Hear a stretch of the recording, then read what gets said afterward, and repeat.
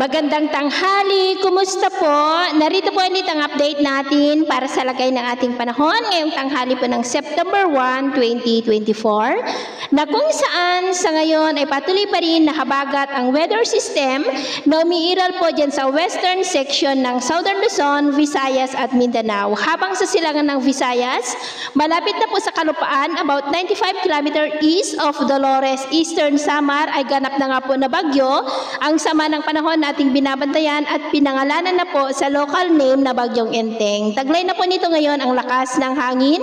na umaabot po sa 45 kilometers per hour at posibleng itaas na rin ang signal number 1 sa ilang bahagi ng Eastern Visayas, ilang bahagi ng Bicol Region at Central Visayas anytime po. At base dito sa weather model natin ginagamit, gaya ninyong nakikita ay posibleng mag-landfall na mamayang hapon hanggang mamayang gabi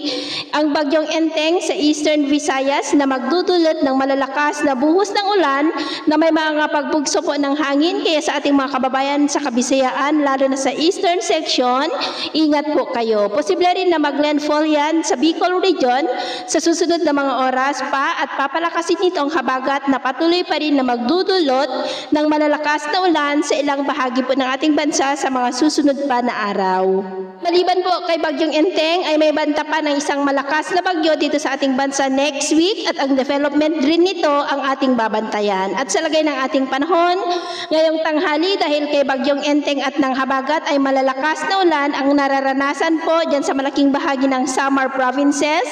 Leyte, Bohol, Cebu, Negros, Panay Island, Bicol Region, ilang bahagi ng Mimaropa at maulap ang kalangitan with isolated light to heavy rains rin dyan sa ilang bahagi ng Zamboanga Peninsula, Sulu Archipelago, Northern Mindanao, ilang bahagi ng Caraga, Sorsogon, Davao Region, baging po dyan sa may Batangas, ilang bahagi ng Quezon, ilang bahagi ng Central Luzon, Nueva Vizcaya, Aurora, Benguet at Mountain Province. At sa susunod na mga oras ay mas maraming lugar na dito sa ating bansa ang mas makaranas ng mas maulap na kalangitan with isolated light to heavy rains, lalo na po dyan pa rin sa malaking bahagi ng Kabisayaan at Southern Luzon, kaya mag-ingat po tayo sa posibleng banta pa rin ng mga pagbaha at pagguho ng lupa. At sa atin naman pong mga baybayin, dahil po kay Bagyong Enteng ay iwasan na muna natin ang papalaot sa baybay ng Eastern Samar, Northern Samar Seaboard at Catanduanes dahil ang mga alon po dyan ay posibleng aabot hanggang po sa 7 feet meters height.